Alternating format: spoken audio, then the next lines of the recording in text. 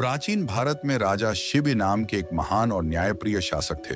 वे अपनी दया, करुणा और निस्वार्थ सेवा के लिए विख्यात थे और उनकी प्रजा उन्हें आदर और प्रेम से देखती थी। राजा शिबी का हृदय इतना विशाल था कि वे सभी जीवों के प्रति करुणा रखते थे, चाहे वह उनकी प्रजा हो या कोई अन्य जीव जंतु।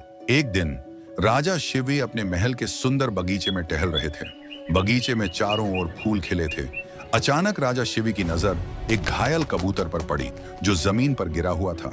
कबूतर के पंखों से खून बह रहा था और वह दर्द से कराह रहा था। राजा शिबी तुरंत उसके पास पहुंचे, उसे अपनी हथेलियों में उठाया और स्नेह से कहा, डरो मत, मैं तुम्हारी रक्षा करूंगा।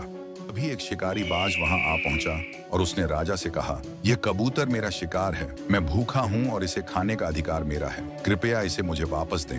राजा शिबी ने बाज की बात ध्यान से सुनी, परंतु उनके हृदय में करुणा उमड़ आई और वे किसी निर्दोष प्राणी की हत्या नहीं होने देना चाहते थे। उन्होंने बाज से कहा, मैं समझता हूं कि तुम भूखे हो, पर मैं इस कबूतर की हत्या नहीं होने दूंगा। अगर तुम्हें भोजन चाहिए, मैं अपने शरीर का मांस देने के लिए तैयार हूं।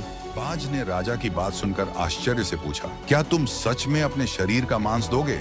राजा शिबी ने दृढ़ता से उत्तर दिया, हाँ, एक सच्चा राजा वही है जो निर्दोषों की रक्षा के लिए बलिदान देने से पीछे न हटे।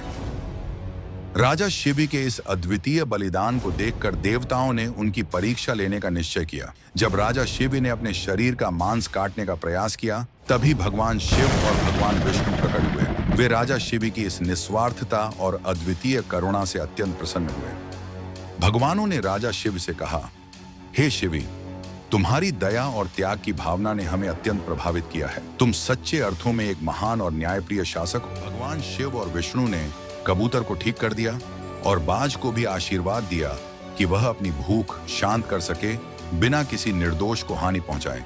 इसके बाद उन्होंने राजा शिबी को आशीर्वाद दिया कि उनका राज्य सदा सुख और समृद्धि से भरा रहेगा।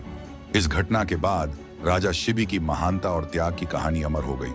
उनकी यह कहानी आज भी हमें सिखाती है कि सच्चा नेतृत्व दया, करुणा और निस्वार्थता में निहित है।